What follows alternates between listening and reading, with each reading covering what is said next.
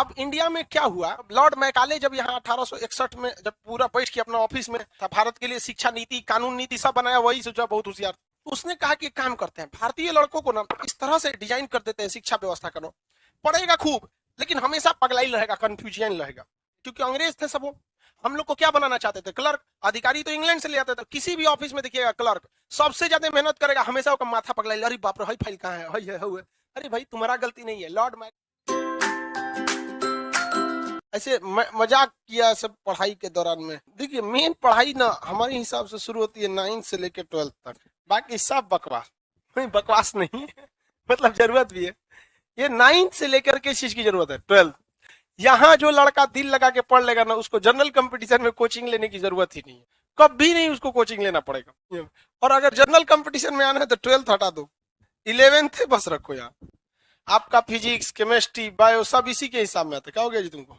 तो आप लोग सीरियस नहीं पढ़े की होंगे, इसलिए दिक्कत हो रहा है। बॉटनी पढ़ रहा है, पहले बॉटनी समझ लेना अच्छा से, एक के बार जूलॉजी बॉटनी सब पढ़ेगा सब। लड़का सब में जब समझ में आने लगता है ना तो खदखदाने लगता है, ओहो थियोफ्रेस्ट समय बन जाते हैं अरे भाई धीरे धीरे करना, हम समझा देंगे सब, खत्म तो होने दो। अभी कितना दिन हुआ, 1 से 2 हफ्ता हो रहा होगा बॉटनी का, 1 सप्ताह, हाँ 1 सप्ताह हो रहा होगा बॉटनी का। कोई आइडिया लगा कि नहीं बॉटनी में पेड़ पौधा है तेन में? तो 1 हफ्ता में जब आपको इतना आइडिया लग गया तो अभी वेट कीजिए, अभी महीना भर क्लास चलेगा, सब चीज समझ में आएगा। लेकिन ना लड़का सब आज ये पूरा थियोफ्रेस्टस बनेंगे, तो एक के दिन ज्यादा खाना खा लेंगे तो फिर पचेगा नहीं। इसलिए धीरे धीरे आगे पेड़ पौधों में बीमारियां होती हैं, अब उन बीमारियों में आपको पढ़ना है कि किसके कमी से कौन सी बीमारी हो जाती है। अगर यहाँ पे पढ़ा देंगे ना हम यहाँ पर, तो आपको चौपट होना फिक्स है। अब इंडिया में क्या हुआ, जब लॉर्ड मैकाले जब यहाँ 1861 में जब पूरा बैठ के अपना ऑफिस में क्या कर रहा था, ये बना रहा था, भारत के लिए शिक्षा नीति कानून नीति सब बनाया, वही सोचा, बहुत होशियार। उसने कहा कि काम करते हैं, भारतीय लड़कों को ना इस तरह से डिजाइन कर देते हैं शिक्षा व्यवस्था करो, पढ़ेगा खूब लेकिन हमेशा पगलाई रहेगा, कंफ्यूजन रहेगा, ताकि एक अच्छे डिजाइन का क्लर्क तैयार किया जा सके। क्योंकि अंग्रेज थे सब वो, हम लोग को क्या बनाना चाहते थे, क्लर्क। अधिकारी तो इंग्लैंड से ले आते थे क्लर्क लोग, तो किसी भी ऑफिस में देखिएगा क्लर्क सबसे ज्यादा मेहनत करेगा, हमेशा वो माथा पगलाई, अरे बाप रे हाई फाइल कहाँ है, अरे भाई तुम्हारा गलती नहीं है, लॉर्ड मैकाले बहुत पहले से समझा के उसने हर सब्जेक्ट को इस तरह से किया है कि लड़का को आएगा सब कुछ लेकिन हमेशा वो पगलाया रहेगा। अब हमने यहाँ आपको पढ़ा के छोड़ दिया, लेकिन किताबों में देखिएगा क्या लिखेगा, आलू में काला धब्बा ऑक्सीजन की कमी से हो जाता है, फूल खिलते हैं फास्फोरस की वजह से हो जाते हैं, पोटेशियम बीमारियों से रक्षा करता है। अजब हाल है भाई साहब, क्या जरूरत है ये सब करने की, ये बीमारी चैप्टर है कि नहीं है? वहां फोकस नहीं करना चाहिए, बस हल्का सा बता के छोड़ दीजिए, भाई ऐसा ऐसा भी चीज है जिसको कहाँ पढ़ना है बीमारी में। आपको हम नहीं पढ़ाए थे जब आलू पढ़ा रहे थे, तो आलू का काला धब्बा किसके वजह से होता है?